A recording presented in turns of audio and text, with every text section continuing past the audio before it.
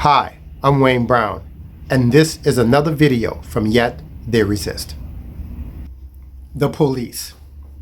Yeah, we need police officers. Yeah, we need our communities protected. And yeah, we want our communities protected by the police, but we want good police officers. When we see a crime or we see something that's going wrong, who are you going to call? We're going to call the police, of course. But when we call the police, we don't want the police to come out and end up arresting us, end up shooting us or our friends or our loved ones. And a lot of times, because a lot of police have been preconditioned to think a certain way about African Americans. They come out and automatically assume that the first person they see probably is the perpetrator, when in fact they're not. They don't even collect the evidence. And I don't want to say that they do this all the time. But even if you do that 10% of the time, that's still way too much. Because innocent people's lives are at stake when you either could arrest the wrong person or even shoot the wrong person. I kind of hesitate to say that, but really because it's one of the things that we see in our community over and over again. And so the level of distrust that the African American community have with the police officers with the police department is not undeserved, because things bad has been happening for years and years, even since I've been a kid, and way before me it's been happening. I want to share a couple of stories with you, if I can, regarding my personal experience with the police officers and the police departments, in New Orleans in particular. I was approximately 15 to 16 years old, and I know I was that age because I had purchased a gold 10-speed bike, and I had that bike, and I purchased it when I was 15 years old. I had just came from Popeye's Fried Chicken. I was riding my 10-speed, and I was on Washington Avenue and Broad. And for those of you in New Orleans, you know exactly what it is. I was riding in front of Rhodes Funeral Home, and there was a bunch of unmarked police cars that screeched up and came very fast. And they got out of their cars real fast. I didn't know what there was. The lights started swirling around, and they got out with their guns drawn, and they were like, "Freeze, stop!" And at the time, I just froze. And here's what I want you to know. I was about 15 to 16 years old on a 10-speed. I had a yellow flower shirt. I had yellow pants on, okay? And the police officer was like, "Freeze, stop."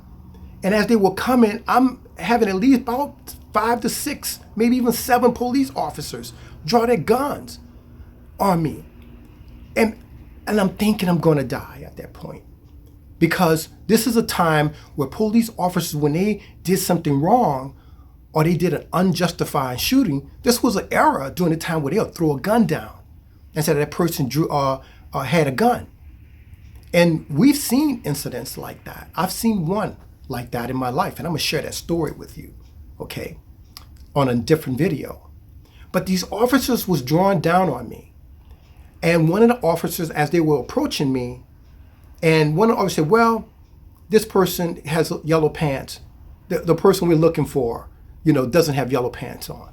Now, they could have seen that I had yellow pants on and a flower yellow shirt from a distance. But I think they decided that they was going to profile me and harass me. And so, but they scared the living daylights out of me. And so another officer was like, "Okay." And as they lowered their guns, they started laughing at me because I'm scared to death at this point. I'm almost about to pee. I'm holding myself. And I'm scared to death. And they thought it was a joke. They thought it was funny. And they started laughing. And they asked me, "So you was pretty scared, weren't you?" I go, "Yeah." I just shook my head, and they're like, they talked to me for a few seconds, and they said, "Go ahead and go." That was one. I was 15, 16 years old when this happened. Let's fast forward to 2013. 2013, I'm coming from a store, Office Max, as a matter of fact. And I am actually coming out of this parking lot. And I'm walking towards my building, walking across the street to enter my to enter my office building. And if you look down the street right here, what I'm showing you, right where that white building is, that two-story white building, you see where that building is. The police officer was in the street, parked there facing the opposite direction, like he was going to go away from the building that I'm approaching. As I'm walking into my building, I noticed the police car started driving backwards real fast, but I'm still walking because I don't know what he's doing. And then when he gets to where the gateway, the opening, while he's still in his car, he goes, "Hey, you, come here." As I turned around, "Come here." So I turned around and I went back. And here I am on the sidewalk as he get out and said, "Where you going?" I said, "I'm going in my building."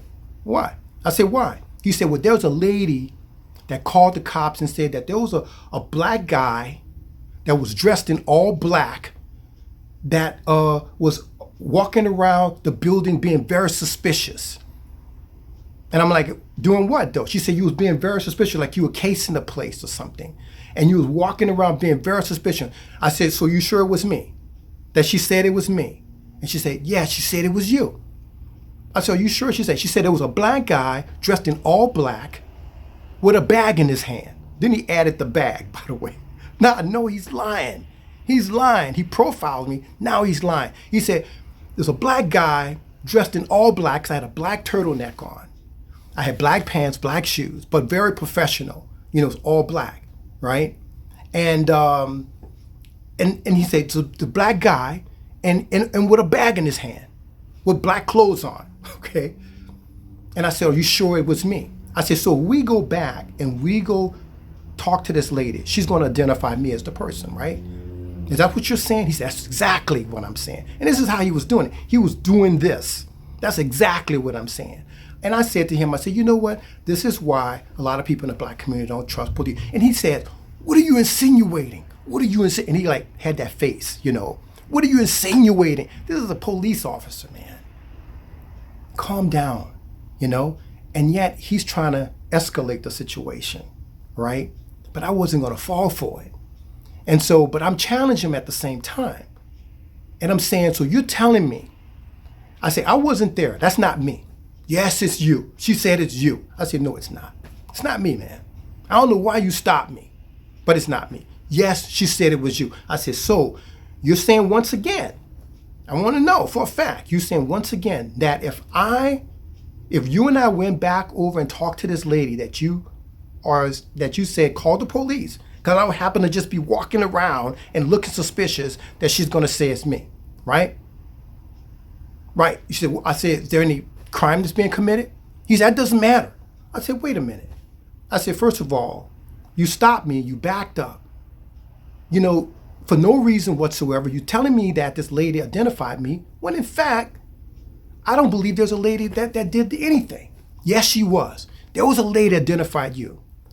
And then I finally said, and I try to get him, because at this point, I want him to commit to his story completely. I said, "So once again, I want to verify. You saying that lady would definitely identify me?" "Yeah, she identified you." And this is what I did. I had the bag in my hand. I was going into the bag. He said, "You don't need to go in the bag. What you go in the bag for?" I said, "Wait a minute. You said it was me." And I did this. I said, "It is now about 3:53 p.m. This is the receipt, and ladies and gentlemen, this is the actual receipt. I saved it because it's a part of my business expenses. I said, "This is the receipt. It's 3:53. And by the way, you said," one of the things I omitted, because he said it was 20 minutes ago. One of the things in our dialogue, as we was exchanging these dialogues, he said this lady said, "I was there 20 minutes ago." All right, that was key. That's why I bought this out, because I looked at my clock, my watch, and I said, "Okay, it's 3:53 right now." And this receipt here says that I was at Office Max, that I was picking up, which is the things that is in this bag. And according to this receipt, in Irvine, which is the closest Office Max, and it says Irvine right here on Jamboree Road, okay? And this receipt says that it's 3:29 p.m. and it is 3:53. We all know that from where I'm located to that location is approximately a 20-minute drive. So there's no way I could have been here 20 minutes ago when I was there at 3:29 checking out. That's only a 23-minute difference in time, or something like that, in time. But I needed to be back in Santa Ana where he said I was.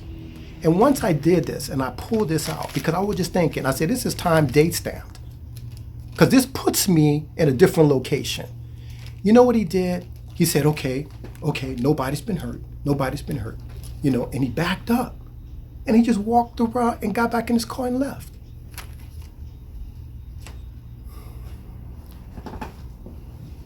This is our police department.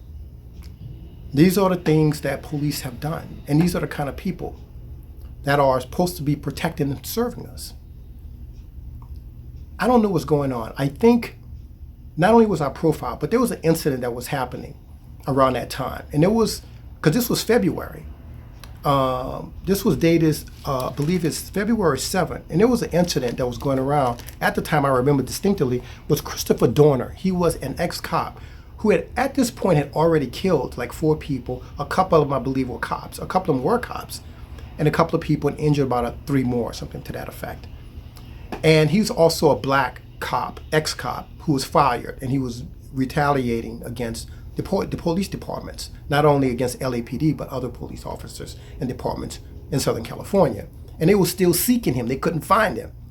And I think that maybe this police officer was pissed off that this black officer was doing this, and he saw a black person and came after me. I don't know. It's either that or just flat out harassment. Either way, it was wrong for him to do what he did. But nevertheless, he did it. And so when we are talking about the fact that Black Lives Matter, we talk about Black Lives Matter because it's the police departments who are actually shooting down innocent black people. They are the problems. They're one of the major problems in a systemic racist society. That all these systemic systems and institutions that are set up, and they're just one of the institutions that has power, by the way, to discriminate, not only discriminate against us and harass us, but to kill us. And so we're saying that Black Lives Matter, and then you see these signs that say all lives matter. Well, all lives will matter when Black Lives matter. And we never said that all lives doesn't matter. We're saying Black Lives matter because there is a devaluation that white people have put on Black lives. And we're saying that we just as valuable as any other person that God has created.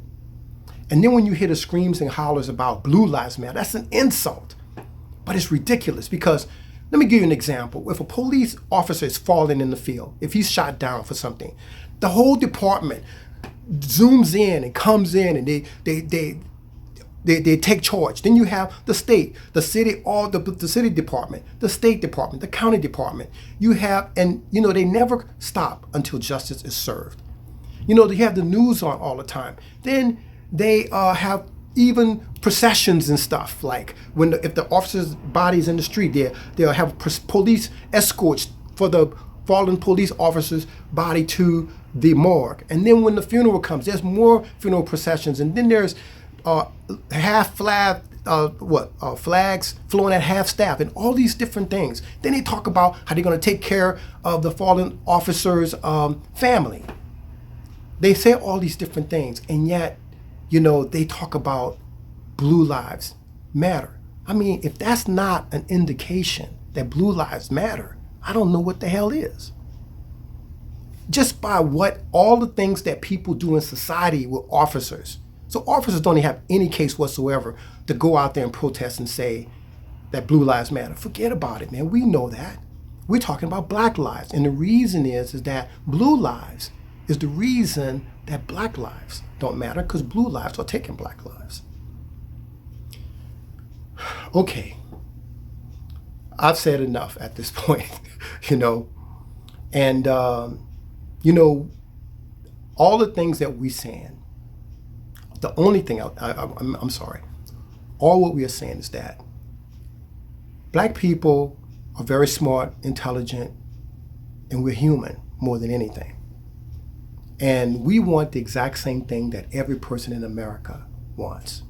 And that is to live good lives, to have opportunity, to feed our families, to do great things for them, to see our children prosper, and also see America prosper. And for those of us like me who not only love people in general, but love people around the world, because I've traveled there, we also want those lives to matter as well. So what I want to say in conclusion is that, we need to band together. So if these are like white people that's out there that's marching with us, that's taking stands and so forth, we want you to continue that. And we want a lot of this brutality to stop. And if an officer does something wrong, we want not only for them to get charged, but we want them to be convicted of that crime. They shouldn't get a free pass just because they're a police officer. That's how you have a just and sane society. So if you haven't, so hit the subscribe button. Why don't you hit it right now? And so that way, when my next video come out, you will get notified. And also, like I said before, and asked you before, there's a link also that I want you to hit that, put your email address in, and that way we can stay in touch. And also, you might also let me back up, so we could stay in touch and continue, see if we could solve this problem together. Because it's going to take, maybe not all of us, but most of us, to solve this. And so if you have stories that might be similar, or you have another story to tell whether it's similar or not, please comment below and tell your story and share that story, because we know that these are not isolated incidents. This is happening all around America. I love you. Take care. God bless. See you next time.